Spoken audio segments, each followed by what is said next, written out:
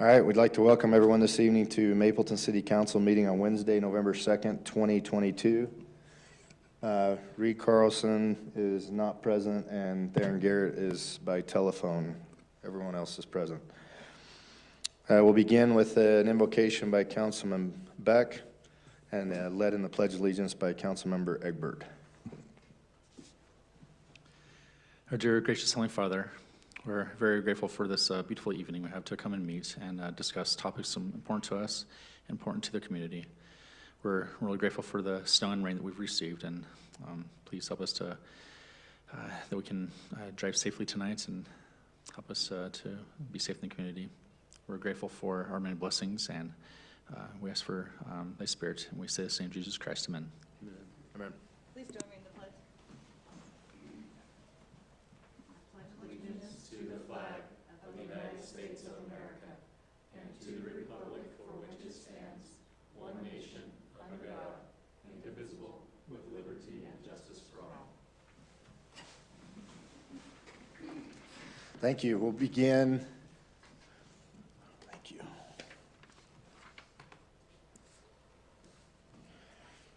We'll start with our public forum, open forum. We have Dean, you signed up for public forum. We'll have you come forward and speak to us now before we move forward. Thank you, Mayor. It's a pleasure to be here with you tonight. Do I have to say my name again? For you that don't know me, I'm Dean Pedersen. I used to be the police chief. I retired, and John took my spot. I'm not shaking because I'm scared. I'm shaking because I have Parkinson's, so, and it's okay. I thought the shake would be away before I came in here. And sometimes with Parkinson's, I use the wrong word. So if I use the wrong word, Corey will tell you what's the right word. We'll replace it on the record, Dean. Yeah. Make it right. It's good to see you again. Yeah. The reason I'm here is because the speed limit signs on Main Street, this seems pretty trivial, but the speed limit signs on Mapleton are 30 miles an hour here, and then when you get to 4th North, they change to 35.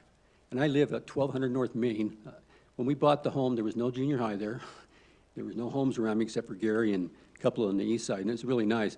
And then the junior high came in, and things just changed.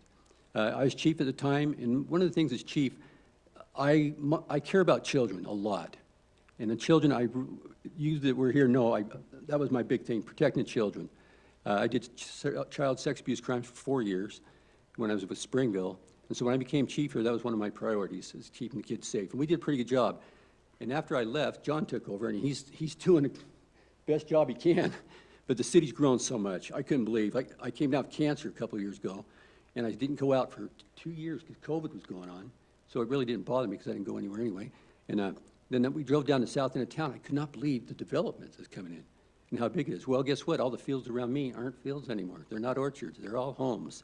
And I could not believe how many homes.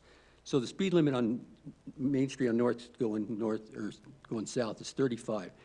And I live on the corner, and I'm home most of the time, and I can tell you how many near misses of accidents we have a day, 3 to 4, where the tires are squealing. You know, somebody yells. It's every day. It's not almost, it's every day. Because in the summer, you don't hear too much. You know, we have once in a while there. But, so not, you know, they've done what they can. They put up a stop sign with flashing lights. I told them they could put it right on my lawn, right in the corner, and they did. I believe John put up some lights for crossing and that, and they're doing good, but it's not enough. Now what I'm asking for, now I know you can't do anything tonight, and I've been talking to Corey and Chief Jackson for 2 years about this, you know, and it seems like we get something, and then school ends, you know, and then it's like, well, there's not a problem. Now the homes are there, it doesn't end. About 1.5 years ago, a lot of the citizens came in that area and said, you used to be chief, why aren't you doing something? They said, we're gonna get a petition together and we're gonna go down to city council. You guys don't need that. For 5 miles an hour, you don't need that. I said, no, guys, don't do that. Let me go talk to them. Came to talk to Corey again and talked to John, and you know, they've been working on it. The thing now is, though, it's just not me, it's the city. There's problems all over in the city that John needs to take care of, and the public works director, I think I've only met you once. And so what I'm asking is a simple thing, just change it to 35, you know, and they might come in and say, well, you know, we did a study or whatever and that's fine and dandy. I mean, the study might tell you to go faster, but I'm telling you, unless your child gets hit, you're not going to want that. In my career, I saw too many kids pass away from drug overdoses and from getting hit or in car accidents. And it's something you never want to see, you never want to know about. And I don't want somebody to come to the city and say, well, Chief lives on the corner there, you know, and he's been telling us for 3 years to lower the speed limit, 5 miles an hour. So what I did is, I've done so much research, and I could have came with a whole bunch of stuff, but you guys are easy to figure that out. And I trust Corey 100%. He's a good man. John, same thing. He's doing the best he can. But 5 miles an hour, I come down there 35 miles an hour in from Springville. It's not bad. It really isn't. Problem is, not everybody's going 35 miles an hour. And what's sad is some of it are the people dropping their kids off at the junior high. It's the parents, and they're going too fast. And I sat out there one day and was video recording, and people who knew me were slowing down really fast, They don't know I'm retired, but... I think you still have that power, though, yeah. Chief. Well, I do. Just nothing I can do about it. The uniform that gave it away? Or? Yeah, there you go. That's right. Probably the old hat and the shake, and they were afraid of me. So that's all I'm asking to do. And then, I talked with Corey a little bit today, and he was explaining that they have a committee and they're doing all this thing because there's problems all over. But on Main Street there, 5 miles an hour, it was 30 here because you had homes, and then in the old days, there was nothing but fields. And I understand that. It isn't that way anymore. And you got all those subdivisions off of Main right there. And so the citizens want to raise this thing. I had an uncle who was a state senator, and he said not to get into politics. So the night I became chief, he called me up and said, well, I thought I told you not to get into politics. I said, there's no politics in police work. But that's what I would ask you, is take a serious look at it. Listen to the studies that are doing that. But 5 miles an hour, I would love, if somebody got hurt there, and it was changed to 30 and somebody got hurt, they can't say anything. They're going to be mad because you lowered it from 35 to 30. But if we leave it at 35 and even raise it, and somebody gets hurt there, it's gonna be bad. And I don't want to see that. That's the only interest I have in it. I don't sit in the front yard anymore because I'm afraid if somebody gets in an accident, there's nothing. If they miss the telephone pole, they can get me. Because there was a bad one there a week ago, I think it was. And and sometimes I'm better. Like right now, I'm starting to get better because the medicine's kicking in a little bit, and I can go help. But the last accident, I couldn't even go outside. I was shaking so bad, and I hardly walked. My wife wasn't home, and so I waited, and then when I finally could, I walked out, and they had it handled. But I could go on, and I won't do that to you. But I didn't want to bring in 50 people just to have 25 people get up here and tell you what I'm telling you. But they're working on it. Corey assured me he's working on it, and John, and if we could get that done, that'd be great. I don't think I've complained about much, have I? Well, I will. No. Do you want us to answer that? Yeah, I'm just kidding. Does anybody have any questions? I have one. Have we had a speed trailer out there recently on that section, Chief? So the speed trailer has been out there, but the black box has been there too, but it could use a more recent study. Gotcha. Yeah, because when it was put out in front of my house, which I appreciate. The problem with that is when the cars make a right, it picks up their slow speed. Mm-hmm. And so it construed, I can't think of the right word, but it mixes up the thing. So, Lowers the average. That does skew the average, but Yeah. it'll still pick up the fast ones too. Yeah. I had a question. You Yes, mentioned sir. that there's some progress made a few years ago. And what kind of progress was made? Some I'm sorry, lights. say that again. Oh, you mentioned some progress was made a few years ago. There's flashing stoplights, stop signs, and the. Oh, yeah, they put in a flashing stop sign because people were running that. Mapleton was infamous for running stop signs because it was a small town, And you pulled them over and you said, hey, Bishop, you need to slow down, And then, John, correct me if I'm wrong, but you put in the flashing lights up on the east of me there, where they crossed? Main Street, I'm sorry, yeah, Main Street there. Yeah. They pushed the button? Yeah. How many of you have junior high kids?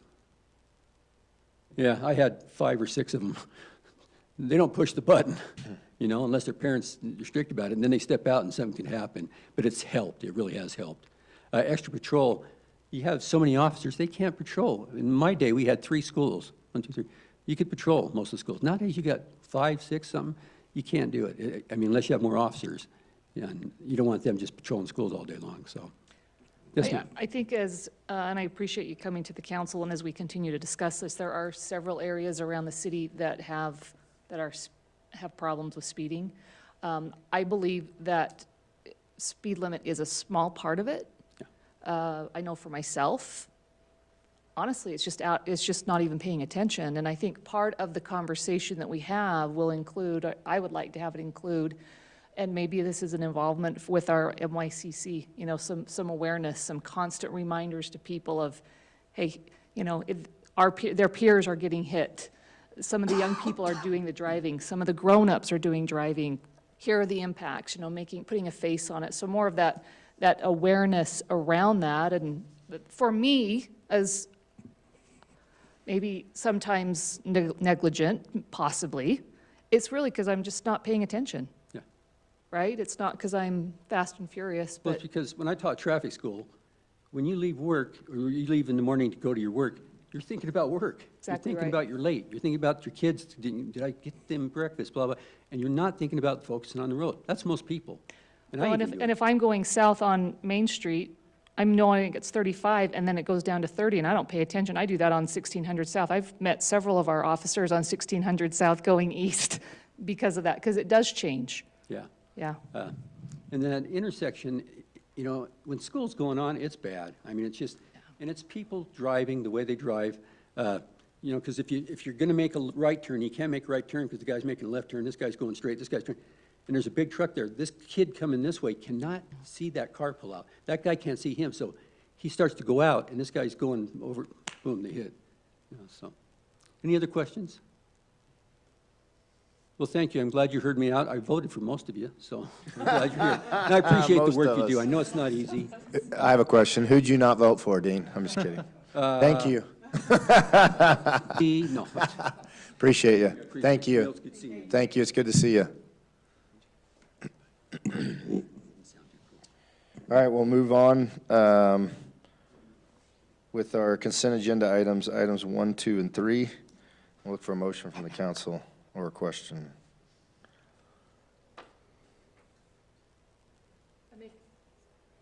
I make a motion to approve the consent agenda. And I'll second that. A motion by Councilmember Jones and a second by Councilman Beck. Egbert, yes. Beck, yes. Jones, yes.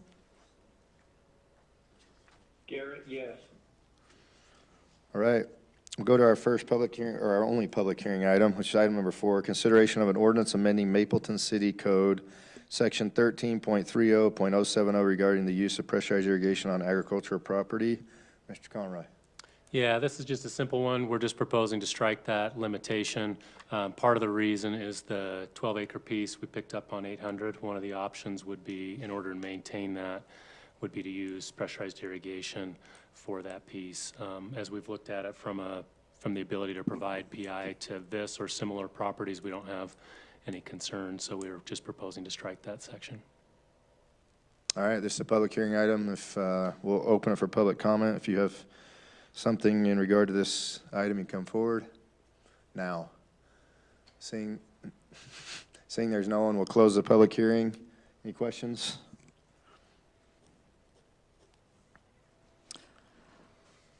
I make a motion to approve thanks. I make a motion to approve the ordinance amending the Mapleton City Code, Section 13.30, well, .070 regarding the use of pressurized irrigation on ag property. I'll second. We have a motion by Councilmember Jones and a second by Councilmember Egbert. Beck, yes. Jones, yes. Garrett, yes. Egbert, yes. All right, we'll move on to our action items. Number 5 is consideration of a resolution approving the preliminary plat for the Preserve Plat B subdivision consisting of 27 lots in the planned residential PRC 4 zone. Mr. Conroy. Thank you, Mr. Mayor, members of the council. The preserve, as you know, back in 2006 was approved for the PRC zone and included a concept plan for 92 total lots. 5 plats have been recorded to date, totaling 65 lots. And so the applicant is proposing approval for the final phase or the final plat that would include the final 27 lots of that PRC zone. The lots are ranging from 2.5 to 6.5 acres in size, and the applicant anticipates building it out in probably 3 phases. This is the aerial of the preserve. The area in yellow is the full project. The area in blue is what we're looking at tonight. This was the approved concept plan back in 2006. So these two areas are the areas in question. The staff report addresses the Stubb Street request from the neighboring property to the south. You see on the original plan, that's where that was shown on that previous plan. This is the proposed plat that shows Preserve Drive extending down and these two roads connecting. This connects in with the existing preserve development, which would go out to Main Street or 1600 South. And then they have a cul-de-sac built to the south. And what they were proposing for potential access for the Joyner piece was to grant an easement. That's what's shown here, that would allow the neighboring property to the south, the developer, to build that out if it was determined that they needed it. So that's what's being proposed by the applicants. This is the proposed phases that they anticipate. So this, you see 1, 2, and the southern or third phase to the south. As far as the trail agreement, the council's aware of some discussions we've had regarding the trail. Originally, there was a trail proposed in this phase. The applicants are requesting that we enter into an agreement where they would give us a cash donation in exchange to remove any request or requirement for a trail in this location. In principle, staff supportive of that. They did just submit a slight revision to the trail agreement that we haven't really had a chance to make sure that we understand completely, so we'll probably defer that to the applicant to indicate what they're proposing as far as a change on that, and then we can discuss it more after that point. As far as the Stubb Street and connectivity issues, as I mentioned, you've got an email in your packet that indicates the Joiners are requesting that a Stubb Street be extended. The city code looks at two kind of important criteria when determining whether a Stubb Street is required. One is circulation and the other is development potential. So as you're looking at this request, those are the kind of things you'll want to look at. Is this important to ensure that we keep these neighborhoods connected? And or is it important to ensure that the full development potential of the Joyner property could be achieved? So that's probably the two main points that you'd be looking at. We've highlighted the Joyner parcel here on this aerial just to give you a little better context of their piece in relation to the preserve. You can see there is an existing stub road that could potentially allow for up to 30 lots. What we don't know is what ultimately will be proposed on the Joyner piece and whether that would be sufficient or not. As far as some possible options with the stub road, one, you could approve the preliminary plat as proposed, which would just include an easement. Two, you could approve the preliminary plat but require the stub road to be installed.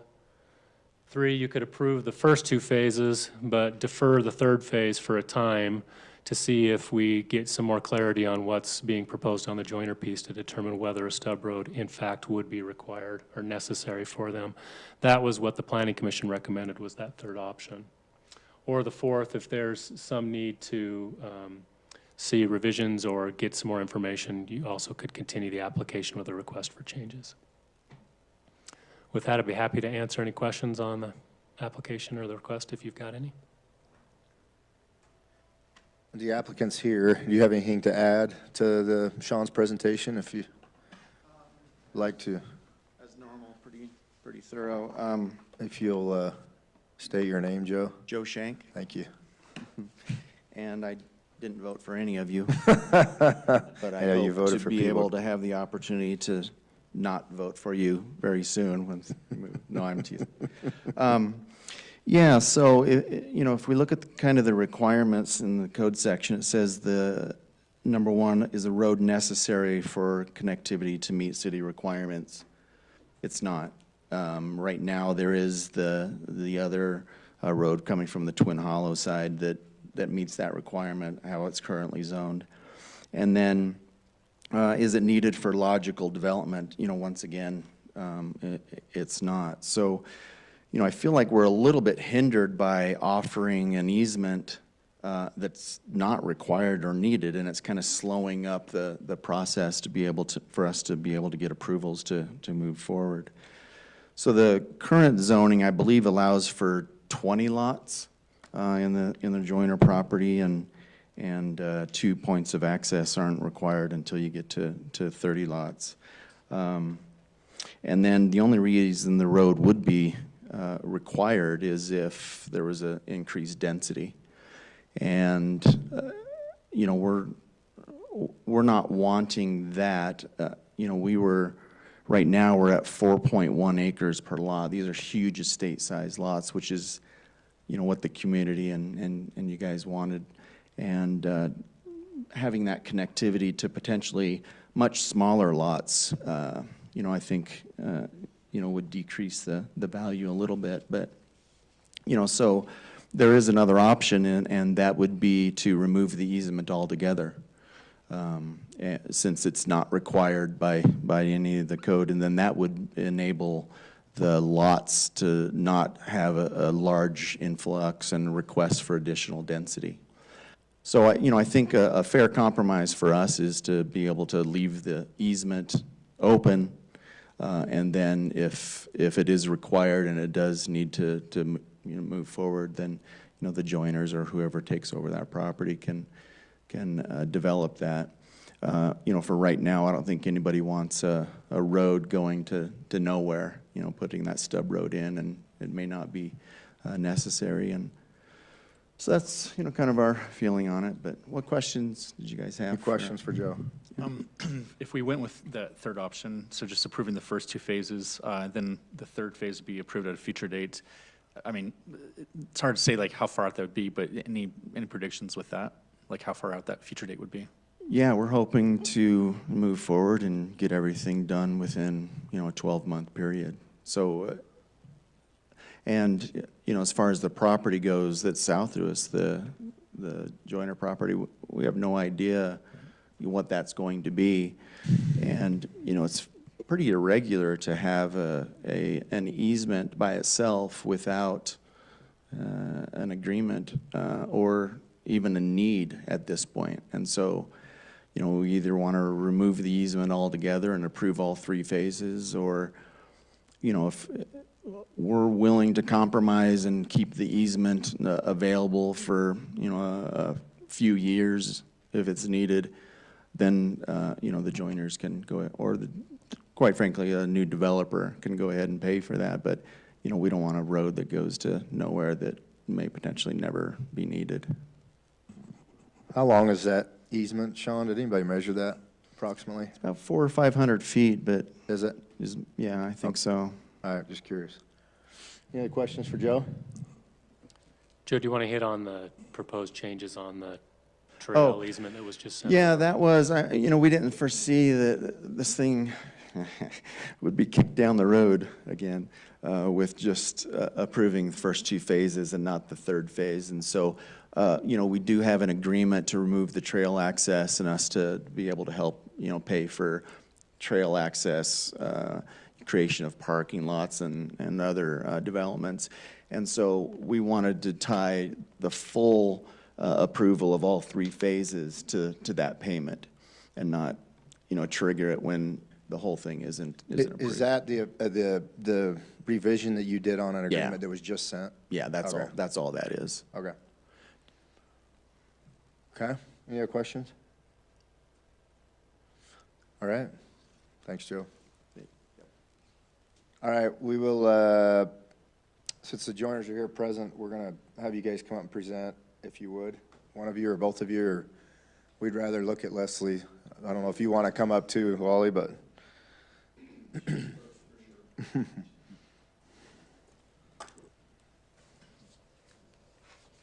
How are you guys tonight? Good. Good. You Can hear me? just say your name for the record. Leslie Joyner.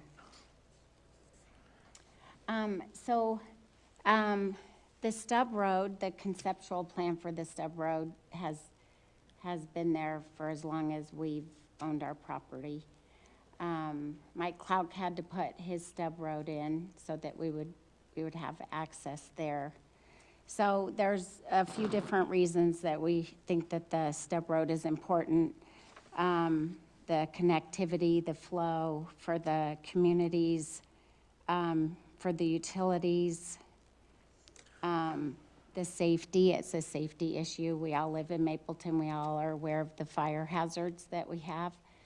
A few years ago, we had a fire on more of the east side, or the north side and the south side. So with having one way in and one way out the mountain, we would never be able to get any emergency vehicles in that way. But for safety reasons, I think it's nice, and it's a nice flow to have two ways in and out. So I think that that's important. So without the stub road on our property, you know, we have a way to get in on the west side. There's never going to be a way from the south side, and then from the north side, if we totally take that out, then we don't have a way in that way. So I feel like it's going to change the value of our property, the interest. We are under contract right now. We're not sure what the prospective owners want on that property, so I'd hate to see any option go away for the property, and for them to have the opportunity to come to the city and figure out what it is that they would like on the city. So my worry is if you refuse a stub road, then that changes our property forever. And that's what worries me the most with making a decision on that now. We actually had a really nice agreement with the preserve. We went to the planning commission. They recommended that we get the stub road.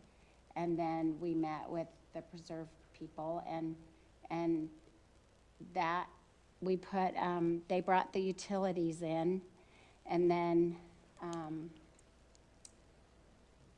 we had a 10-year contract that someone could decide if they needed that stub road, and then they would pay for half the stub road, and the new buyers would pay for half the stub road if they needed it. And if they decided they didn't need it, then there would never be a road there, which is, I thought, a really nice option. But they weren't interested in continuing that when they couldn't get the 111 homes in. That was contingent upon the 111 homes. And then, so when we had our water analysis done for our property, they actually had 3 scenarios. And the one that they liked the best was scenario 3, which is the 8-inch pipe from the west. And then, Leslie, who are you referring to with they? I'm sorry, the RB&G Engineering. Oh, the engineering company, okay. Yeah. So anyway, results of the analysis for scenario 3 show that during the peak day demand condition, pressures within the subdivision will range from 50 to 71 PSI. And during the peak instantaneous demand condition, pressures will range from 41 to 62. With the 2 proposed connections, so that's the one from the west and the one from the north, the pressures will range, with the 2 proposed connections, fire flows will range from 2,500 to more than 3,000 GPM, which meets the minimum requirements. It should be noted that making a connection to the north through the preserve will also improve fire flow within the preserve to acceptable levels. Without a loop through the Joyner property or some other place, fire flows in the preserve will not meet minimum values. I don't know if that's been changed, but when we did our water analysis, they liked the connection, a bigger loop, and felt like it would help our property as well as the preserve. So I hope you'll consider that. Thank you. Thanks, Leslie.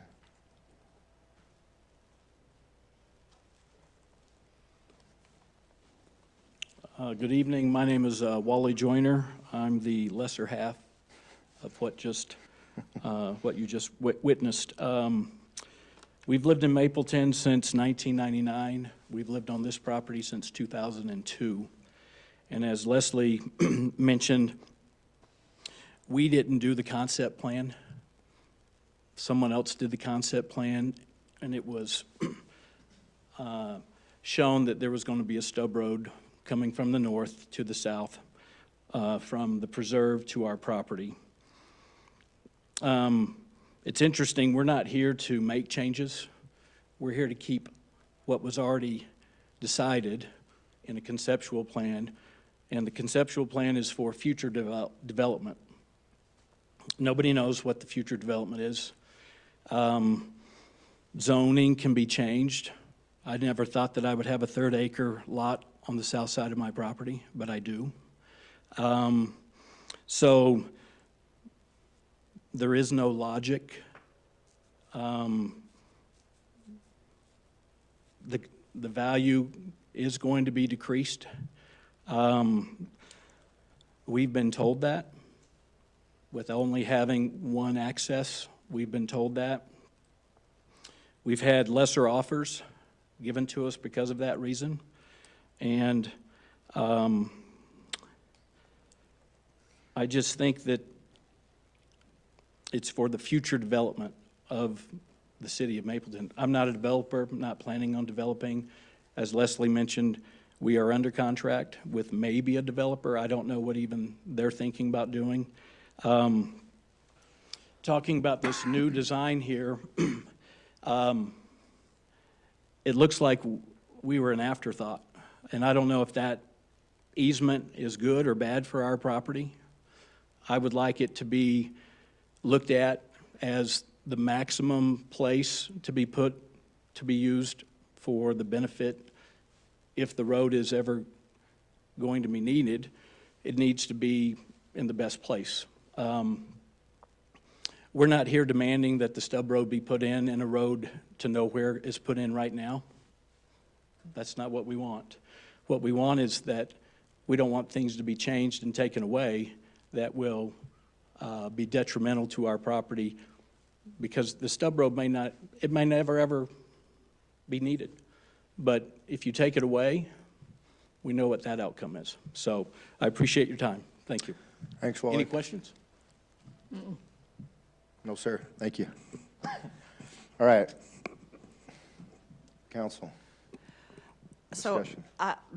just a question to make sure I'm understanding this correctly.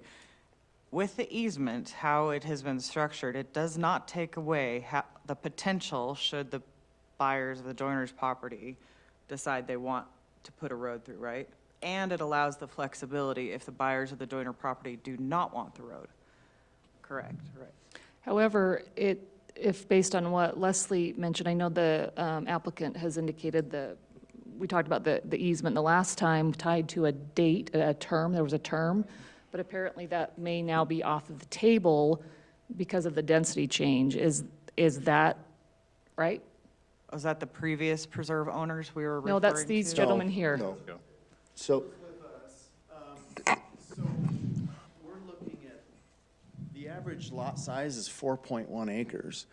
And so we realize the stub road is not required. And if you give the stub road, then it gives them the potential to really increase the density.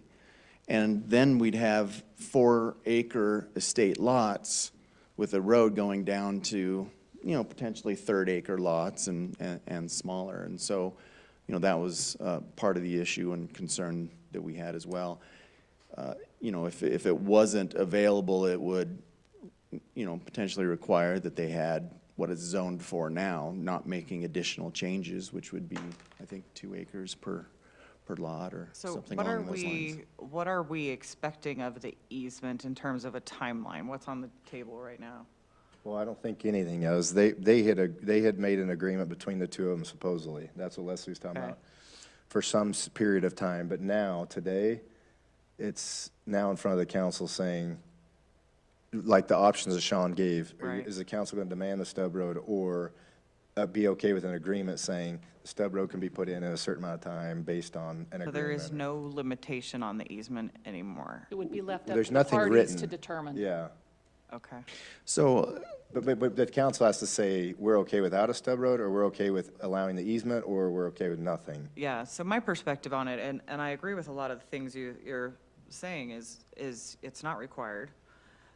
I see that. I do see the value in in having a flow potential. However, are we also, because we have nothing proposed on the Joyner property, I'm reluctant to do anything of permanence, right? Somebody might want to not have it, they might want to have it. So for me, it's finding the balance between what do I feel is appropriate, best case for the city, continue to provide flexibility for the joiners. I'm not really interested in saying no easement. To me, that's off the table.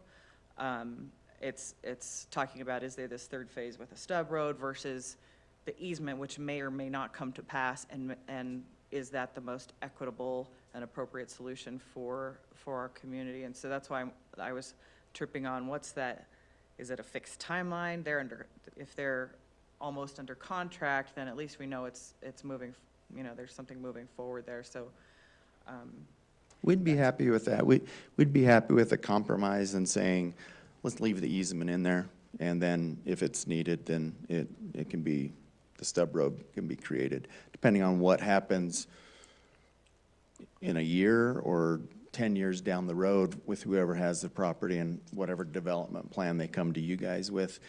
Our concern is, as Wally had mentioned, we don't want third-acre lots right there when we were required and now have come to love the concept of having 4.1 acre size estate lots right there, and then running down in a road that potentially has, so by not having it, it also limits that it can only be 2-acre lots. But we totally understand an easement keeps that option in there, and so we're fine.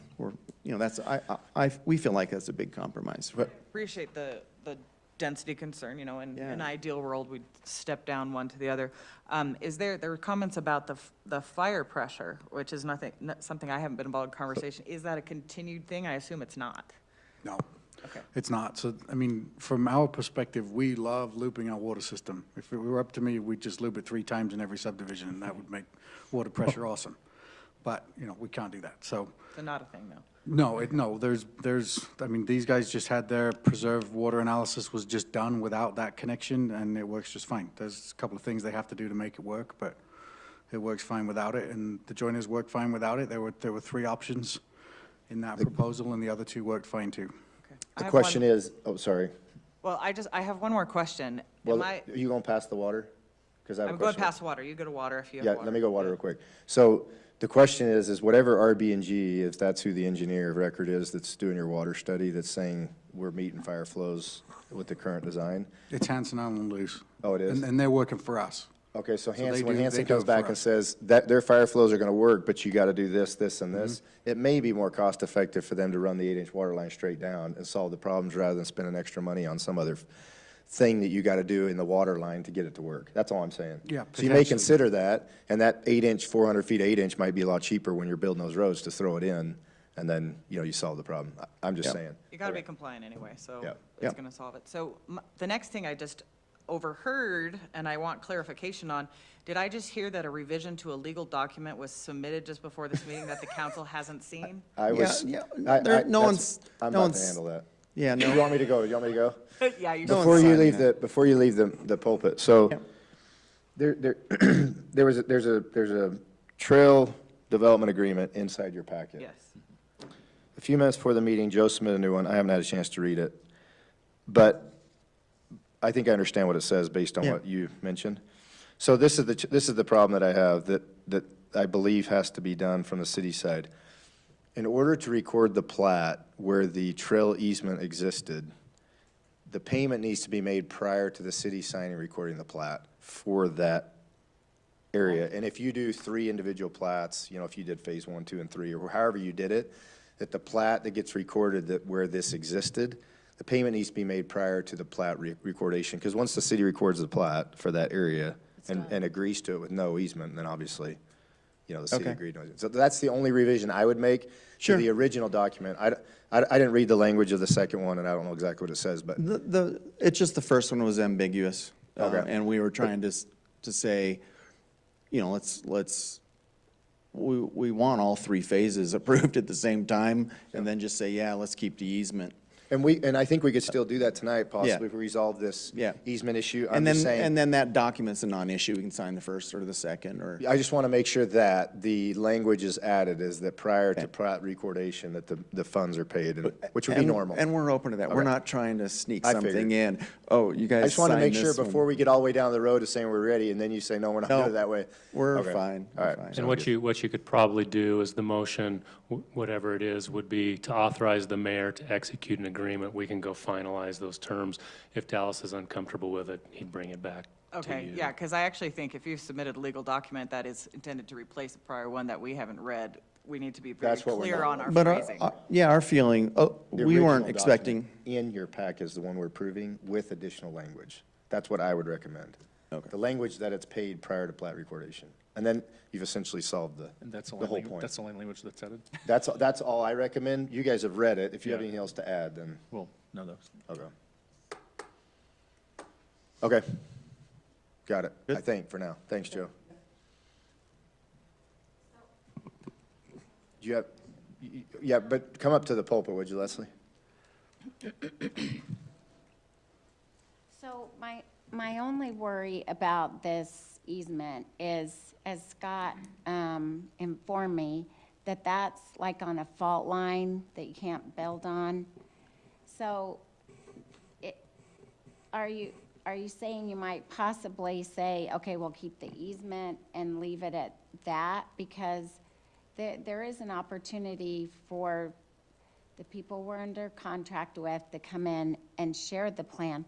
Maybe there's a very good chance that they're keeping that as a family compound, which could be 5-acre lots. So in that case, now they're shoving a road over there. I guess what we're asking for is an opportunity to someone come in and talk to the city with their plan, whatever their To plan collaborate happens with to the current developers to make something that works for both. Yes. Is that what you're saying? And Trying working to- with the developer.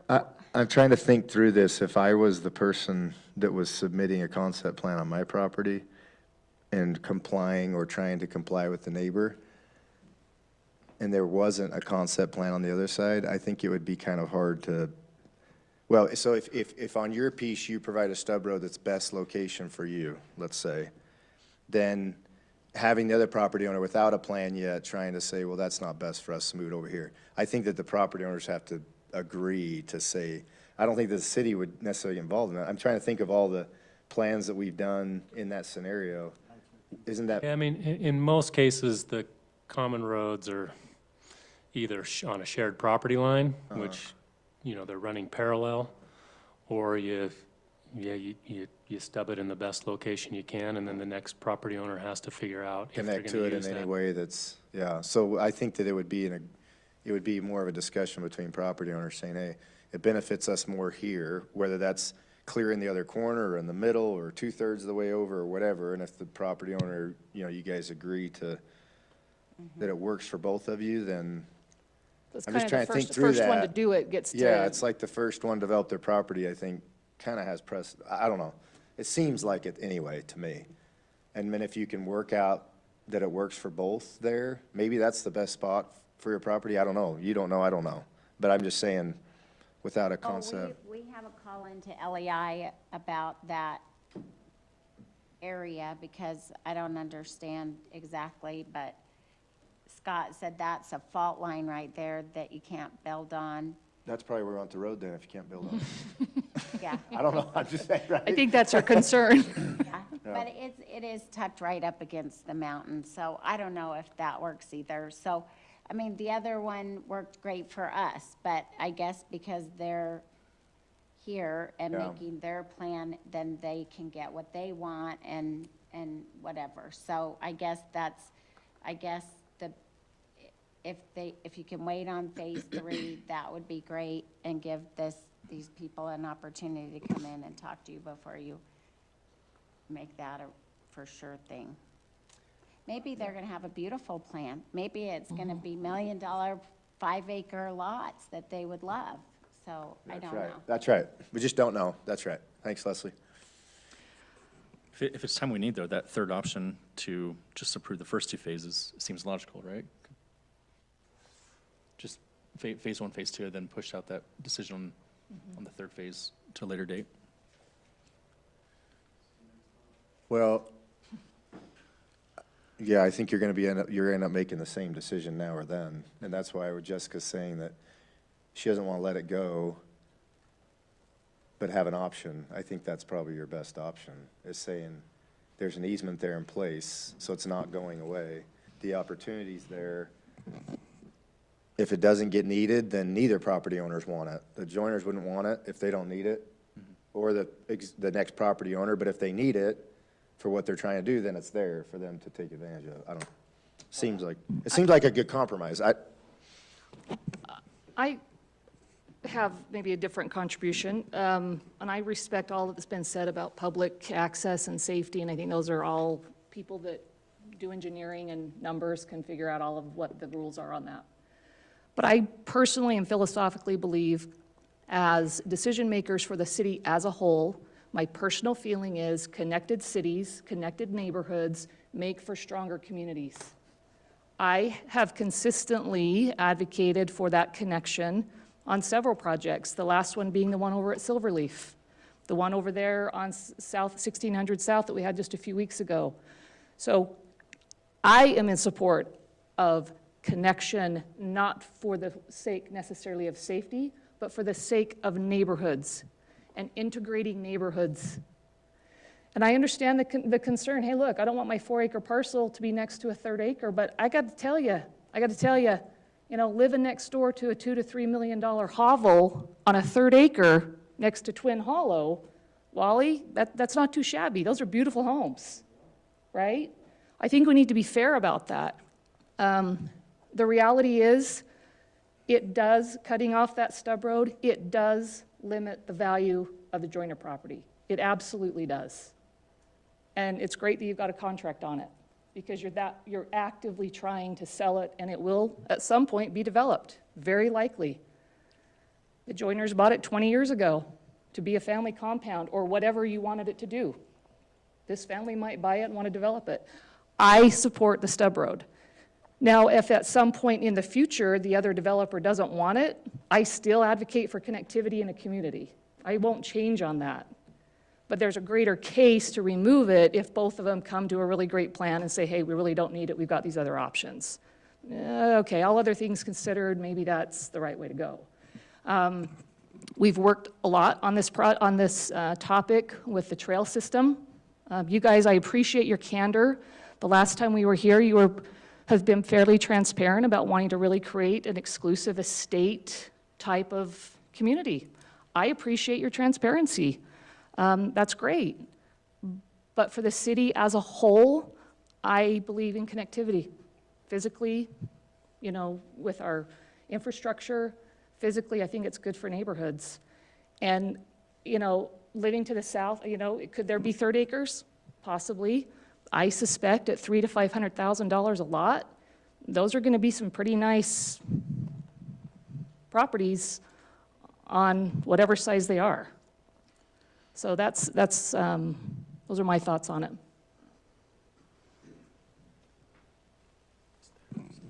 Darren, if you want to say something, let me know. I'll turn this microphone on. Yeah, I just was going to throw in my 2 cents. Can you guys hear me okay? Yes, sir. Yeah, so I agree generally. As long as the easement stays in the agreement, I'm okay with going ahead with approval for all 3 phases. But I'm not okay with completely doing away with the stub road or the easement. All right, thanks. I mean, my position candidly would be require the stub road or do the first 2 phases and let them figure out the 3rd phase when the other developer does it, and then there's a decision that they'll be back in a month or in 6 months or whatever that is. That's where I am too. I think the stub road is an important piece of that, because we have 2 people we have another parcel that's directly impacted by it who are actively trying to sell their property. It's not like the Joyners are saying at some point in the future we may sell it, and 20 years later they want to sell it. They are actively trying to support a buyer, and I think that is material to the conversation. But doesn't a recorded easement give them that same thing, though? Well, a recorded easement sure does, but if it's a termed out in 1 year or 2 years, I don't think that's realistic. Gotcha. So an easement, yes. Now, does the easement go into perpetuity? You know, I don't know that that's right, but we got to be realistic. I mean, if I'm buying the acreage that you've got, if I'm spending that kind of money without the intent to develop today, I may want to do it in a few years.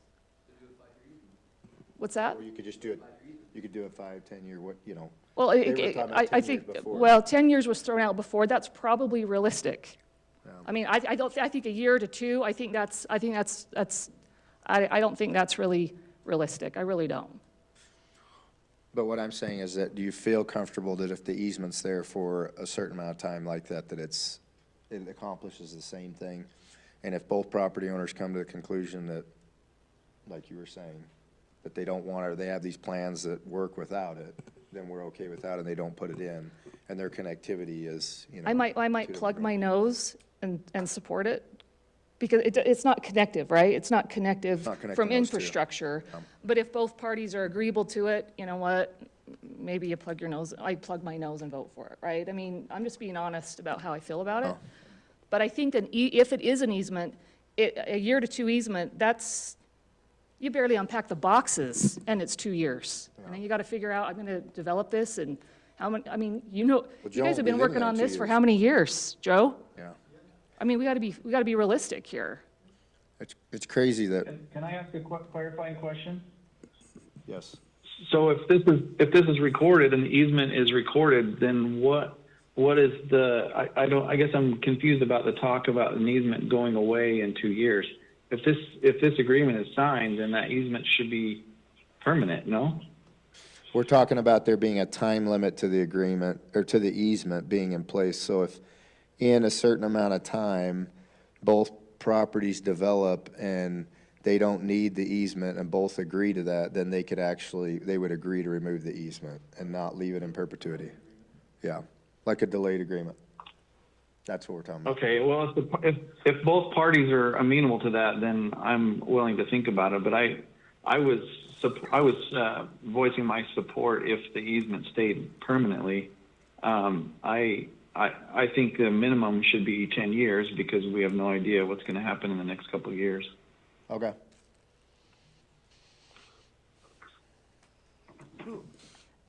Who decides on that length of time? Is there anything we have, it's them, there's no enforcement, it's between the two property owners about the length of time? Well, you can approve it, just that it stays in perpetuity or whatever minimum date. amount of Okay, that's time. what I was wondering, is the what council authority wants do on we it. have on that? There's been a couple times over the years where we've done this, a delay agreement. It does get recorded at the county so that it's To be on the official. plat. I can't believe we're down to a stub road. This is too ironic. Well, look, This has happened before. I think we've, This Yes. is- I mean, we've worked together to work out the trail issue, and I think and I've been one that's like, no, don't give up the trail, right? So we've been able to work on that, but oh, yes, why don't you come up here? Wally, come up to the microphone.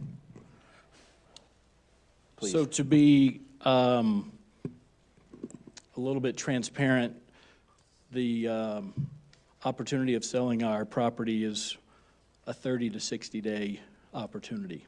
Oh, it's quick. So can we delay this until, if that happens, then the next owners can, And are you on the Do this? front end of that timeline? We You're are just- on the front Oh, end. okay. yep, Yeah, but I'm saying instead of having to keep coming back here to do it, Yep. if you get the easement, you got the same thing. fine, Then you don't have to come back, and you keep yeah. marketing your property and going forward. Yeah, I like the last agreement we had because we shared in The cost. utilities. And I don't understand why RB says things like, but we really wouldn't help. Yeah, well, You wanted to come up. yeah. You'll have to, this makes it real difficult for Camille to get the record right if you don't speak into the microphone. But alls I'm saying is, and I may answer your question, but RB&G, they'll do conceptual models like that, But the onus is on the guys developing the land to make sure that the fire flows work. And there's additional things they can add or change or loop and things to increase their fire flow to fix it, but he won't allow it to go through without that. And that's what I was saying earlier. It may be more beneficial to them to make a connection anyway. And obviously, you don't know what is gonna happen on your property, and maybe there's not a road anywhere near that property line, and then the connection never gets made, and they have to satisfy it on their own and not rely on your piece, because maybe that water line's 1,000 feet from that line. Once they finish their 4-acre, you just don't know. If there was a set plat that was coming in and saying, this is, we knew it was gonna look like, they could make a decision and say, yeah, that makes perfect sense. We'd rather have 400 feet of water, extra 8-inch water line, rather than $1 million of infrastructure to make the fire flows work. That's all I'm saying. But the onus is on the property owner developing to make it work. So yeah, they probably did want a plan. I would assume they did a study off of conceptual, and that's what they came with. Well, But go ahead. go ahead. I was just saying I'm in agreement with some of the things you said, Mayor, about because we have a plat, it is officially submitted, there has been reasonable compromise, it's compliant with the city's expectations. I don't disagree with Leslie about connectivity, but I'm not sure that I necessarily feel like this is state piece against the mountain. I would require the stub lot at this point, but I do want the flexibility there. So I actually am inclined to go with the first option, but with the 10-year easement caveat.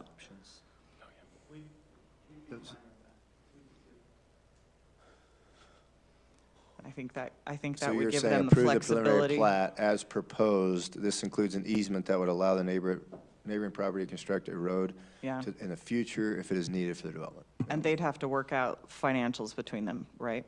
Yeah, and Leslie, you have to plug your nose. I might have to plug my nose.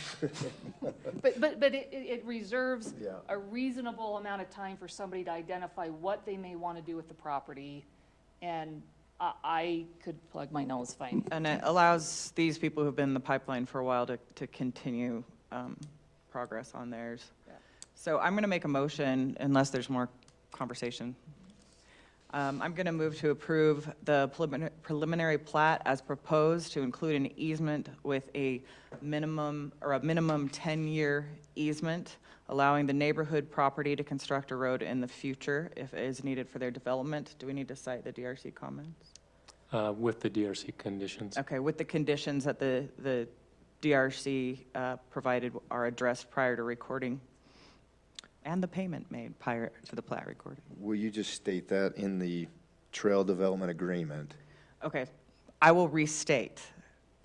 I make a motion to approve the preliminary plat as proposed to include a minimum 10-year easement that would allow the neighboring property to construct a road in the future if it's needed for their development, and with the condition that the DRC comments are addressed prior to plat recording, and approve proposed trail agreements, including that payment must be made to the city prior to the plat recording.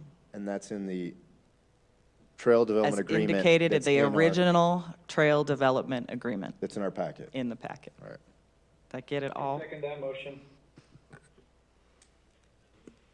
Okay, we have a motion by Councilmember Egbert and a second by Councilman Garrett. Am I up? Casey's up. I think I'm up. Oh, you're up. Yes. Was that I that didn't hear official? that. Jones, yes. Egbert, yes. Beck, yes. Garrett, yes. All right. Thanks, everyone. Move on. We'll move on to action item number 6, which is consideration of a resolution authorizing a loan of $2 million from the Capital Project Fund 45 to Capital Project Fund 46. Mr. Euler. Mayor and council, Yes. I'm wondering if these Oh. these remaining two items are kind of tied together. I wonder if it would be beneficial to have Matt come up and he can give a quick, Oh, yeah, so can we just kind of do them together? do them together. We obviously want to make two separate motions. All right, we're going to do 6 and 7 together. 7 is consideration of a resolution awarding the Mapleton City Fiber Network Construction Phase 2 project for the Mapleton City Fiber Optic Network. And do you want to start, Bryce, or do you want just Matt say what we want? Or I will. Do you want me to? All right. So The purpose and what we're doing is that the bond that was put into place to build the fiber internet project in the city was for $9.5 million, which included all construction of the downstairs, the backbone infrastructure, and the connection to the homes. In all the studies that we had, the connection to the home piece per home was going to be about $1,600 to $2,000 per passing home. We've been on budget on the whole project within 1.5% all the way through the project to now, and now we're at the point where engineering is complete and we have put it out to bid. We received the bids back, and similar to other things that have increased in cost over the last 2.5 years, the bids that we got back are essentially not $1,600 to $2,000, they're $4,000 to $6,000 per passing home. So we're in a situation where we need to get the Area 1 awarded to get connections going, and then we also need to begin Area 2, and the way that we do that is to loan money from our capital project fund, which approximately will have $7 million by the official close of the budget. And so we would be loaning that $2 million. It'd have to be paid back with an interest rate, and it would be applicable, and then we'll monitor our connections as we make it, which will allow Matt to move forward and make connections to the homes. And we expect a high take rate, but we can monitor that as we go before we approve additional funds to be loaned to the project. Is that fair? Is everybody? So maybe add to the topic about this would complete 75% of the project. Yeah, this gets us to 75% completion, so there's 25, well, that's not true. It gets us a lot closer than that. It gets us to 75% of capability for potential connections. So the last piece is 25% of the final connections, which is only 50% of the overall project. Does that make sense? 50% of the project was building the backbone, putting the center in, buying all the A units, getting them installed, and all of that, making them active. Now we're on the final 50% of the project, but this is 25% of the last 50%, which is left undone until we make a decision on, after we know the take rates. You're at 12.5%. Overall, there you go. Is that the math? That's about right. Public math. Never do public math. Yeah, that's right, that's right. Something like that. Did I cover it okay? Any questions? Yep. All right, I just saved you a lot of hot air, Matt. Bryce, did you have anything to add? We good? Okay. Wow. Were you going to cover the next item That's the too, first or just time. should we go on this one? No, so this is both items, essentially, they're both, so we'd have to make a resolution for one at a time, I guess, yeah. I'll make a motion to authorize a loan of $2 million from the Capital Project Fund 45 to the Capital Project Fund 46. Second. We have a motion by Councilman Beck and a second by Councilmember Jones. Egbert, yes. Beck, yes. Jones, yes. Garrett, yes.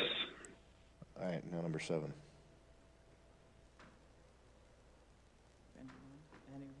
Can we just make a motion here? We don't need Yeah, to just make discuss it. another motion. I'll make I mean, a it's the same, motion but- to award the Mapleton City Fiber Network Construction Phase 2 project for the Mapleton City Fiber Optic Network. To whom? Oh, awarding the project to the Mapleton City, Name of the contractor. yeah, and I don't have. Interwest okay, let's see. Electric. Awarding the contract to Interwest Electric. With an amount Oh, my gosh. Somebody else, come on, Jessica, you help me out. not to exceed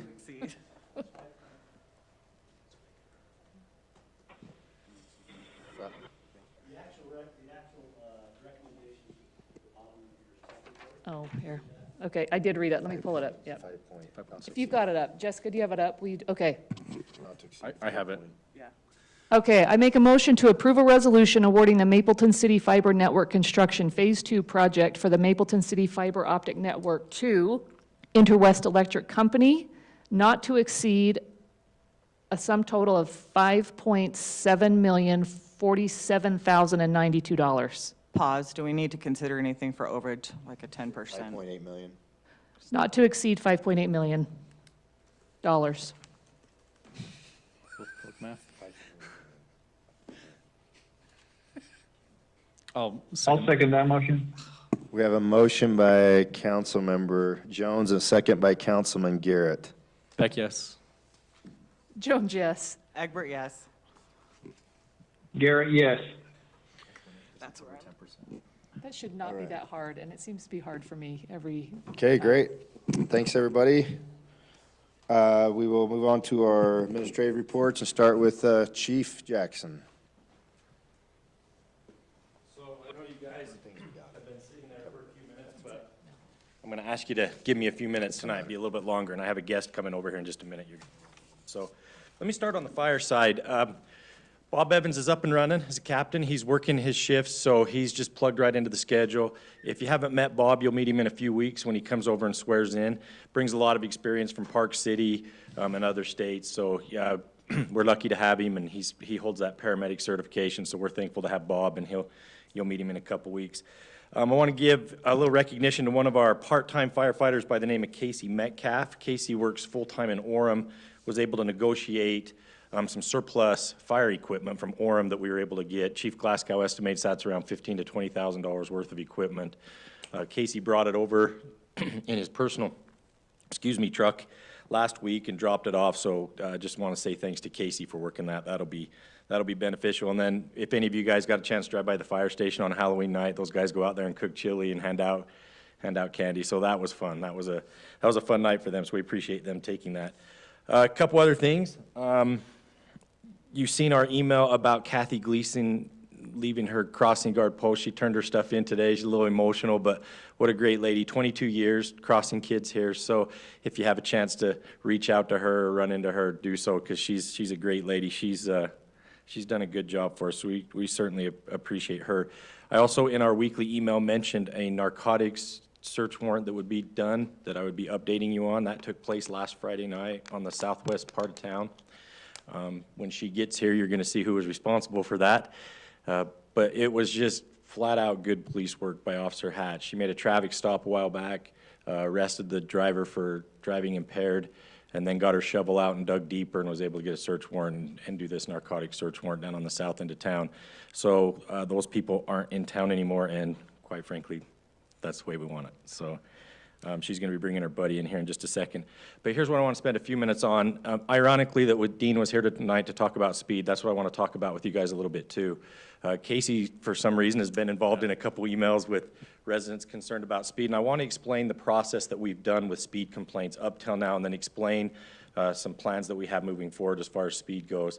Right now, we've attacked speed in 3 ways: data collection, education, and enforcement. When somebody calls in or emails or goes on the citizen reporter and says we have a speeding problem, the first thing you do is we put our black box up. You guys have all seen the little black box. It's true data as much as we can get right now. It's undetectable to drivers. It's giving us true data. The printout you have in front of you is, do you all have it right there, that pie chart that's in front of you? If I can just direct your attention to that for just a minute. What I did is I took every reading that we've had for just over the last year and compiled where we're seeing our speeds. Now, here's the downside to this. Some roads have more speed than other roads, so this thing gets a little bit skewed in here. But at the top, you can see that box has picked up the speeds of about 137,000 vehicles over the last year or so. 54% of our vehicles are right at the speed limit or underneath where we want them. But when you look at the 1 to 5 over and the 6 to 10 over, that's the majority of our speed vehicles is in that area. And then when you get up into the super excessive speeds, that drops down quite a bit, which is great, but they're still there once in a while. So what we've done right now is we've done data collection, and then when we get that data back, boy, I lost you guys. Yeah. I lost it. So, she's here. What are you talking about, Chief? I lost you guys. Once that data collection is done, then these guys can attest that they're getting an email and they're spending more times on roads. Let me give you an example of a road that we got some data back on in the last month that we're concerned about, Slant Road. Coming into town, Slant Road, a resident reached out to us and said we have a speed problem down here, and we do. We do. The data collection showed that. But some roads don't show it. So when you guys are getting those reports, let us run these data collections. But here's where we're struggling. This is where Corey and Stephen and I met today is what guides us in dropping speed limits like what was requested tonight, or speed bumps, or whatever other type of traffic calming that they want. We have a draft of a policy that we're reviewing right now that we're hopeful to present to you here upcoming that will guide us more. It has a scoring sheet in us that'll say, your proximity to a school or whatever it may be, the speed, the 85th percentile. So the reason I bring this up and spend a few times with you guys tonight is I know you've been hit with it twice, at least in the last week, and I'm sure the rest of you are too. I don't want residents to think nothing's being done on those. But to be frank too, the speed reports that we're getting back aren't really justifying speed bumps and massive things right now, so. That was eye-opening to me a few years ago as we've worked over at the Harvest Park Speedway. And that was surprising to me when you did the black box and you're like, look, the data doesn't bear it out. Yeah. So that was shocking to me. It feels like it's every car, but it's really not. And I want Everyone's to, speeding. and another thing that I think is important to recognize is how many traffic accidents we're seeing. Our traffic accidents have gone, or will go up this year. Last year, we had 110 reported accidents. This year, we're at 108, but we still have 2 months to go. The accidents are gonna go up. The injury accidents are right there in the same area. So, but to be expected, right? Your population's growing, your traffic's increasing, you're gonna have a few more traffic accidents. Just so you guys know, the officers, if anybody's saying they're not seeing officers write tickets, they're writing just under 50 tickets a month. They're making about 187 traffic stops a month, so they're out there. They're doing it. So, probably plan on this retreat time, or maybe even sooner, that we're gonna talk about a policy on traffic calming. We're gonna lose a guy, that might set us back just a little bit. That's my dig for the night for you. But we need to have something on paper that guides us a little bit more than just saying, we'll watch it. So, fair enough? Does that help you? Yeah, and what this also helps you, like, because you have times where it might, where, the traffic or speed goes up, right? And so you're able to maybe put an officer at different times of day if it's increased, So to your point, Casey, that black box will tell us the time that speed's recorded. Right. We picked up a speed down by the middle school at 70 and a 25, and all of us thought, well, that'll be a middle of the night. It was 10 o'clock in the morning. So that's able to put, and it was a couple times, so that's able to put an officer down there at that time. And the battery will last about a week. So I took them down today. In fact, you got an email on the one that we were emailed on last week. I sent that to you today. I'll charge them tonight, overnight, put them back out tomorrow. And that's the other thing. I have a spreadsheet. If any of you guys want it, I'll send it to you. A spreadsheet of roads that we've had complaints on and the action we've taken on them. So, ongoing process. There are some frustrated people with it, and I can see that. If somebody's speeding down the front of their road, I don't. We've all experienced it. I mean, I think we understand what that's like, and so it's good we're on it. Do you want me to keep on following that same process, just loop you in and kind of send them your way? Yeah. Casey, can I ask you to have them put it on the Citizen Reporter? Oh, right. That's what I do. That's, It's if you so get much anything, better. I mean, you guys know this, Make 'em do anything it. at all, you can tell them, hey, I'll follow up and make sure that somebody sees this, but if they put it on the Citizen Reporter, then we see it and we react to it. In addition to I'll that. bury an email I think from my dad submits half of sometimes. them, sorry about that. That your dad does submit a lot of them, and that's fine, we love it. Yeah, we love it. As long as it has their contact information, because we want to follow up with them. Yeah, we do want to do that, but honestly, Casey, we don't miss those Citizen Reporters, but I'll miss an email, because I just get buried with them sometimes, but. Yeah, thanks for adding that. So you'll like to hear, though, today, we were looking at a policy that's already been put in place, and Stephen brought it up, and we went through and we're like, well, we like this. It was a policy from another county years ago. Come to find out, he's the one that put it together, so he kind of baited us today a little bit by. So we'll look for some other ones as well. I'm selling it to you for a fee. So back to what I was telling you a minute ago is just some dang good police work. I'm going to say it while she's here to hear us is we got a rock star right here, makes a traffic stop, arrests an impaired driver out of town, and then digs deeper and gets a search warrant to get into a house, gets the drug dealing taken care of. That's it. That's what we're looking for. That's it right there. Sergeant McCoy gonna get bit tonight, or was that? Yeah. Oh, Back. You guys want to have a little fun? Come on, Yes. Mayor. I know you'll do it. Come on down. Wait, Okay, everybody all get your right. phones Mike's gonna do out. it. Mike's gonna do it. So you guys know Sergeant McCoy, Officer Hatch. This is our new little buddy Nix.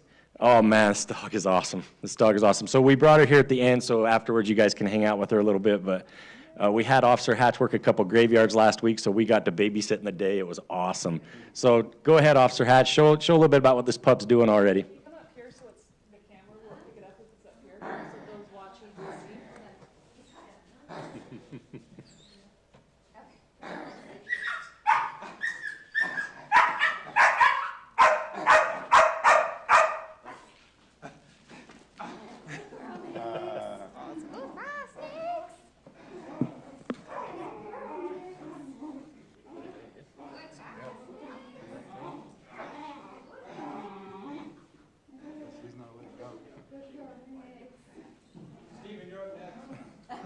I was just wondering, is McCoy the fiercest police officer we've got? Is that? So you notice her tail wagging. This is all fun for her. Her tail doesn't stop, so. She's like, oh, this is fun. Fun. Belgian Malamute. So she is about 4 months old now. I think I was telling you before, I'll just tell you again that I think around June is where we're anticipating her being certified to run around a vehicle. Yeah, she goes crazy over that. So, funny story, a couple days ago, they bring it in the office in the morning, and Bryce comes in, he's got his little briefcase, and that dog went right for his briefcase. So then he was like, is this dog trained yet, or we? Yeah. You gotta be on something to be a finance director, don't you? So, like I say, we should have done this a couple years ago, but I'm glad we're on board now. So she's going to put a lot of work into this dog in the next few months, and we're super happy about that. So do you have anything you want to tell them about the dog, not to put you on the spot or anything? Any questions? Anything you want to know? So right now she's training 1 day a week with her as she grows. The dog's teething right now a little bit. So, but she's... What are you doing with, go ahead. Oh, is she active duty yet, or? No, not till June. Well, she's with her every day, every shift. Now, she's not getting out and doing stuff right now, but she's getting used to her vehicle. She's getting used to the guys. I mean, she knows Mike probably as good as any officer around, so Mike loves her. Don't let him kid you. Who's taking care of her at night and stuff? She goes home with Hatch. Cool. Hey, what did you guys name her? I didn't catch that. We named her Theron. No, her name is Nix. Oh. Would you like to explain the meaning of Nix? Oh, I think you've probably done research, Hatch, on all that. Well, Nyx was the first one I came up with. So Nyx is a Greek goddess who even Zeus was afraid of. And it's spelled N-Y-X, and you should look it up. That's awesome. She's pretty rad. So we're going to show her off. She had her at the schools today running around, so anyway. That's awesome. The kids love. Matt, what'd you bring to the meeting tonight? She's going to grow quick. So appreciate you guys. I mean, it's donation based. We're not out a penny for this right now, but man, this will be good for us. So appreciate it. And thank you, Rebecca, for putting all the time into it. So. You got the chance. What's your friend's name that donated? What's his name again? Well, there's a couple that don't want to be. Yeah. Oh, sorry. I shouldn't say his name, but I had a chance to talk to him, and he was. Was it the person we got the dog from? No, I think that one we can say. Thanks for sending that over. It was good to get to talk to him and thank him for being so willing to offer of his personal funds to do that. It was really cool. Yeah, we've had a few donors. It's awesome. And we'll probably seek out a little more because the upgrades to her vehicle are going to be about $8,000. So it goes quick, but we'll probably seek out. But right now we're in pretty good shape. Is that for the cage in the back? Yeah, and it needs to be an alarm if it gets hot there. She's going to have correct me if I'm wrong on any of this, but the way I understand it, she'll have a button on her belt that she can push and the door will fly open and the dog knows to come out. We need an Amazon wish list to feed that dog while it's growing in your house. I'm not kidding, but we can help feed her. Oh, that's cool. She's growing, though. That's. 60 pounds? And how tall? We don't know. Huh. She's got stronger in just the last couple weeks. Oh, yeah. She's for sure got a lot stronger. Huh. Daddy. That's cool. Well, thanks for taking the time to do that and take care of Nix. That's a pretty cool thing. She's going to get a lot of drugs. This will be good. This will be good. So Yeah. thank you, guys. I know I took a long time, but. Thanks, Sergeant. Thanks for coming over to get this. Thanks, Hatch. Appreciate you. No problem. Thank you. I'm gonna have to go.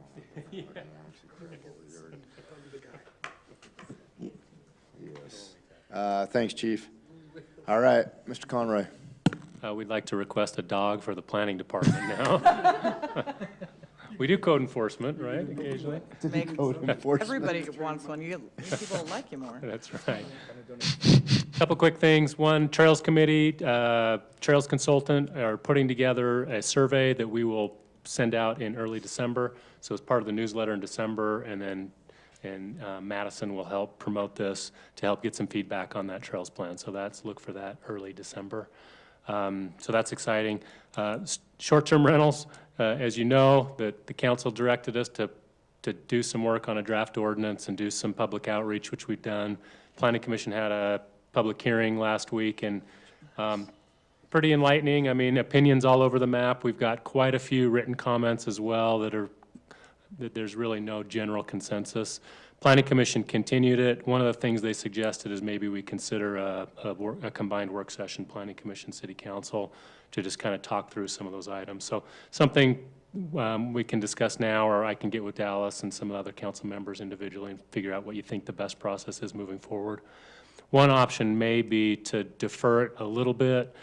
Jessica could probably report this is going to be a hot topic with the legislature this year, so it may be worth waiting and seeing if anything comes out of that would change how we address it.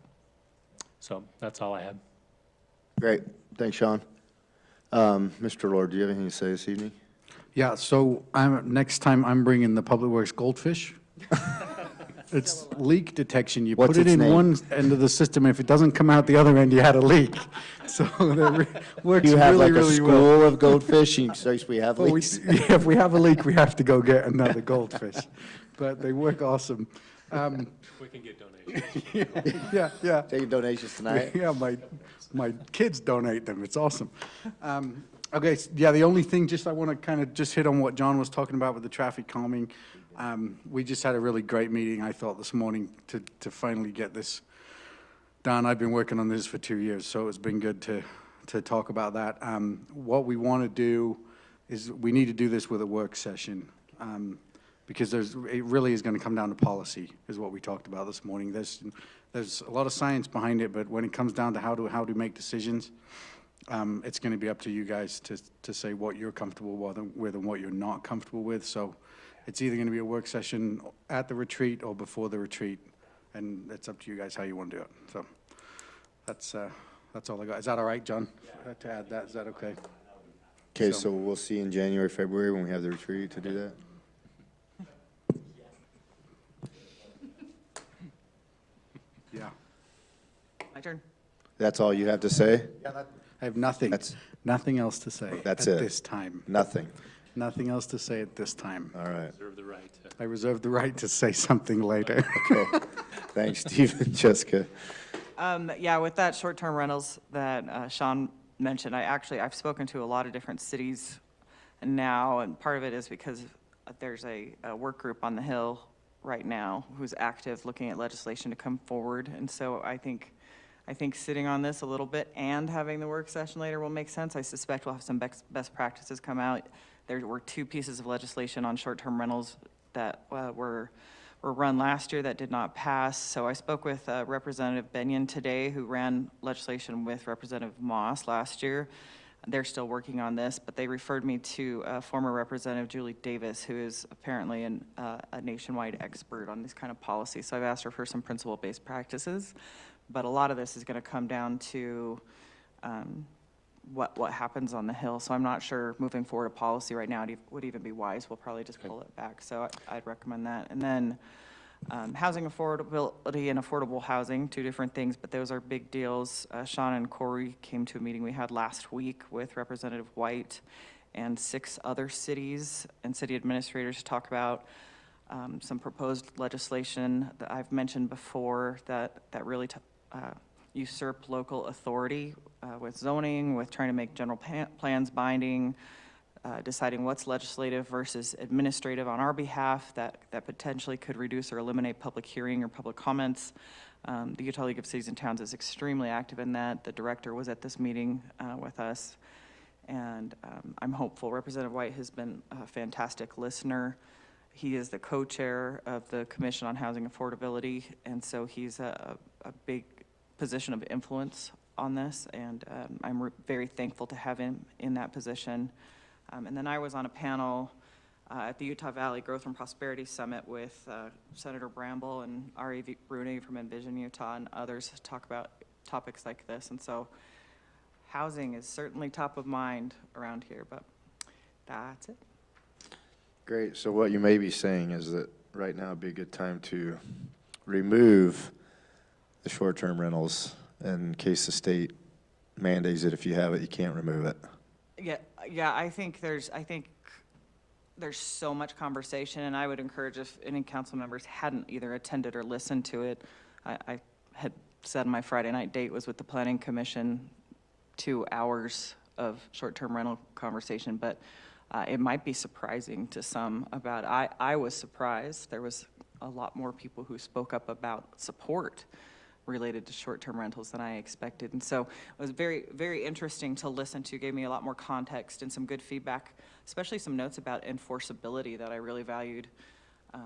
So yes, Well, I recommend yes. we sit on it until we see what the legislature is going to do. I heard that also. The problem is those people about enforceability haven't lived next to one, and if they did, then they'd have a different opinion, because you can't talk to anyone that has been approved on a short-term rental that's lived next to one that said that it was. And so when you talk about property rights and people's property rights in the city, well, property rights are for that property and the neighboring property, not just for that property, right? So if they're imposing on the neighboring property, then it's not protecting, right, it's not protecting the property rights. So that's why the people that speak like in favor of it or say that like, that's because they haven't lived next to one that's in the city, and, you know, Airbnbs and all the crazy stuff that's happening. My fear is that if we wait, I've racked my brain, I've talked to Sean, I've talked to Corey, I've talked to Chief Jackson, I've talked to everyone, and the people who lived around it, I cannot figure out a benefit to the city for having them. Well, we did have a planning commissioner who spoke up about his personal experience and made a motion to get rid of it. Yes, Yeah, to that's right. ban short-term rentals. I mean, it didn't pass. There was That's not right. even a second on it, but it really was a continuum. Yes. That's why I kind of reached out to others, because I thought, man, I need more data and more feedback on best practices for good policy related to this. But we're not the only ones dealing with it. Yeah, What's good for it's Moab gonna be and everywhere. Park City is not the Right. same for Mapleton. And what I'm saying- And we can ban them all day long, though, and the reality is, it's going to happen. So how it's going to happen? Already 'cause happened It's happening right now. illegally, yeah. Right.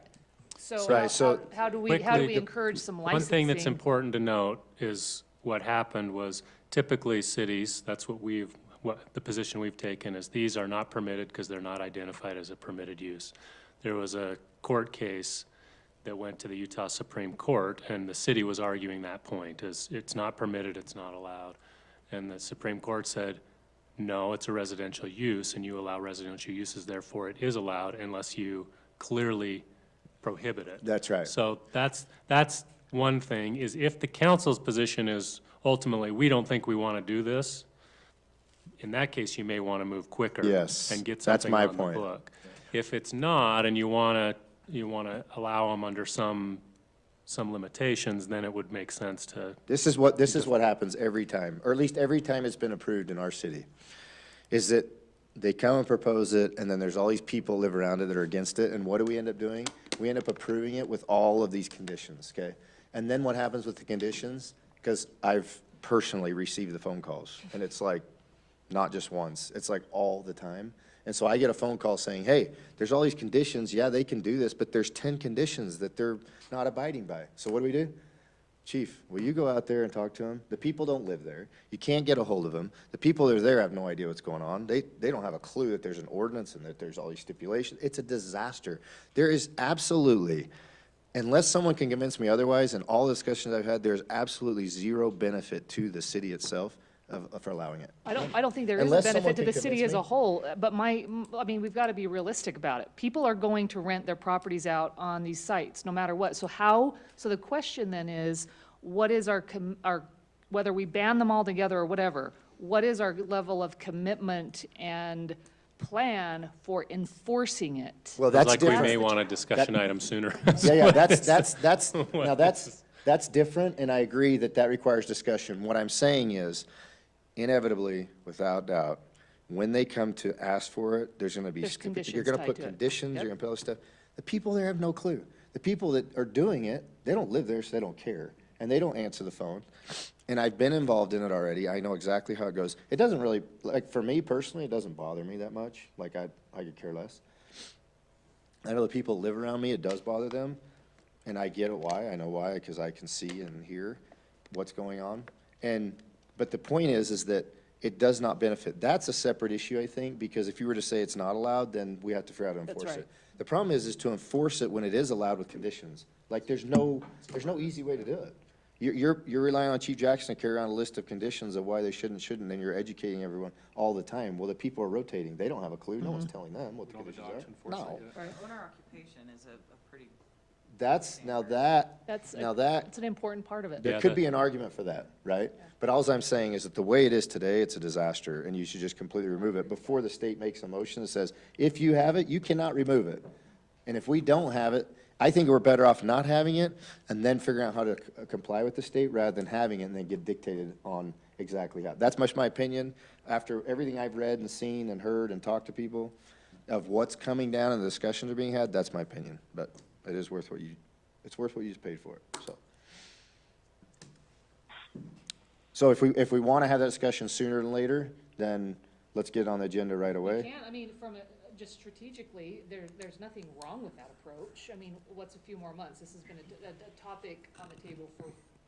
Yeah, I think that it sounds to me more like the main topic would be under is do we want them at all? If the answer is no, we could move on that. If the answer is yes, we could work towards the standards as we're waiting on the legislation Yeah, too. that's right. My fear is you're going to get in a position and cornered by the state and dictating how you can do You're it. afraid that we get logged in. Yeah, and I'm like, let's just get out of it, and then if we get dictated to have it, then we can do it the right way, based on our experience and complying with the state. Theoretically, the state should defer any legislation to the local level, because this is definitely not a one-size-fits-all approach. You have so many differences. So ideally, it'll come back. I'd be hard-pressed to be convinced that we should have an all-out ban. That's part of a property rights issue for me. So I'm not, you can bring it to the agenda, but unless we have I agree with you, it's not good for the city as a whole, but I'm not sure that I can hop on the bandwagon of an all-out ban. I think there's a balance. The reality is, this is from the Kim Gardner Institute, Utah County has 0.4%. From the Kim Gardner Institute, Utah County has 0.4% of total short-term rentals in the whole state, right? 817 units in the entire county.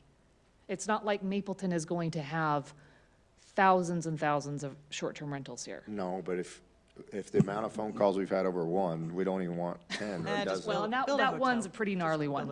That one or two are pretty gnarly ones. Yeah, the draft ordinance was really to avoid those That's types of exactly right, situations. yeah. But you're right, it's still, It's a once they're disaster. there, it's hard. If I get one more phone call over So this stupid thing. just super at quick. 11 at night. Send They all Nick's. come at 11 or 11:30. They don't come Oh, at yeah, they like come at 10 middle in of the the night, morning. yeah. It's like, And it's not a 3-minute phone call. no, it's a We're- disaster. Nick's over to them, so. Quickly, we're talking to cities to say, hey, what's been your experience? We were on the phone today with North Salt Lake. They've had an ordinance in place since 2018, and they have 7 is all they've got. And they said they get complaints, but they're on ones that aren't licensed.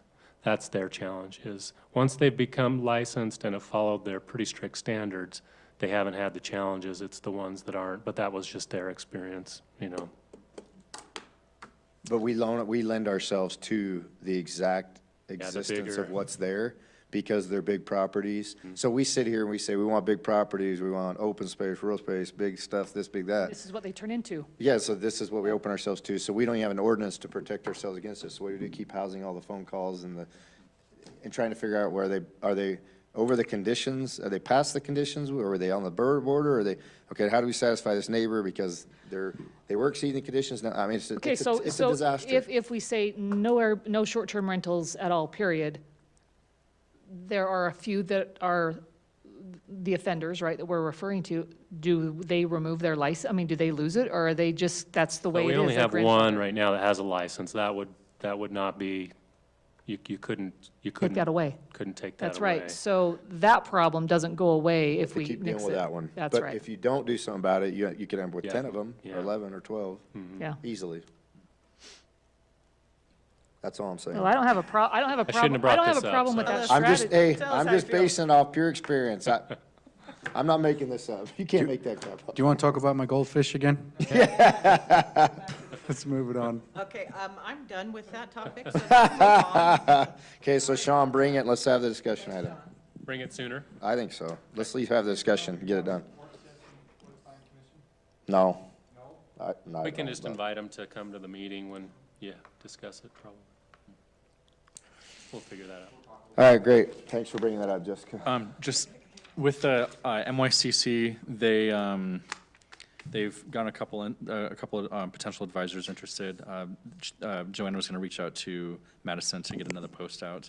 And then the applications started yesterday, and they're going to definitely favor the, they're going to take it into consideration, those kids that apply that have a parent that would want to be a part of it, so. Hopefully we get 5 or 6. That's what they need right now. I think she said that they have 4 or 5, so they just need 2 or 3 still. Okay. And then Logan was going to be their liaison, their kind of like permanent liaison. I don't know if he talked with you about that, but he was going to kind of go to as many meetings as he could to kind of be a more direct support to them. Okay. Thanks, Casey. Okay, Jessica? The council and mayor, Camille can help me fill in gaps here, on January 10th, this is the morning meeting, Camille. We are invited to participate in the chamber discussion with Springville and Mapleton mayors and council. Some of us did participate last year, it was at the library, and we want to invite everybody, including the mayor, to come. It's 7:45 to 9 o'clock. They're At pretty. night? Morning. Jeez, I wake up early. It's pretty quick. I mean, we're pretty tight to keep it to 9 o'clock. What's this called? This is the chamber, it's Target Workshop is what we call it. Talk about, the new year and any things that we're. Municipal topics. So that's all I have. Great, thanks. Leslie? Camille? All right, Corey? Yeah, 2 quick things. Hang on, Corey, 1 second. Sorry, Theron, go ahead. Yeah, I just was gonna say thanks for everybody that helped out with the community cleanup. It went awesome. I appreciate also the already impromptu work session we just had about short-term rentals. John and I have been working on that for a long time and bounced all of those ideas already. So I'm in favor of a work session to hash that out. We definitely need to get right on that as soon as we can, I think, especially if the banning of them is back on the table. So I think that was all I had. Thank you very much for your patience and me being gone. Thanks, Theron. Okay, Corey? Hey, 2 quick items. First one is the tree lighting and wreath festival coming up on November the 28th, just our annual event with that, and excited about that. Just as a heads up as well, I think Logan mentioned this to you a couple meetings ago, but the Noel sign, in years past, we've had power that's on a utility pole that's on the south side of the street. That got hit a couple months ago, and therefore the power was eliminated. So I'm trying to work with Rocky Mountain Power to get that set back up. Can you imagine if we don't? Yeah, Can we just put a note up there that someone else decided to not put it up there, not the mayor this time? Should we make that the work session instead of the? Yeah, to solve the Noel. Yeah. Right. Yeah, it's been there for years. We're not as sure how it actually got there, that outlet in the first place. And that's what Rocky Mountain Power's challenging us on a little bit, is saying, hey, we don't usually do that. So we're trying to work through that topic. And the last one, a few of you have asked me recently where we're at on permits, and had April pull this for us this morning. But end of October, we're at 260 new homes, and we're up 22 from 2021, so. What's interesting, though, is the first 3 or 4 months were 40, 50 permits a month. Now they're 10 to 15, 15 to 20. So there's definitely been overall, we're still a little ahead of last year, but it's down the last 4 or 5 months. The trailing 12 months is down. All right. That's all I have. Okay, thanks, Corey. Matt? Nothing. All right, that being everyone, we'll look for a motion. I make a motion to adjourn. Second. Motion by Councilman Member Garrett, and a second by Councilman Beck. All in favor? Yes. Yes. Garrett, yes. All right. Yes. Thanks, Garrett. Thanks, Aaron. You bet. Thanks.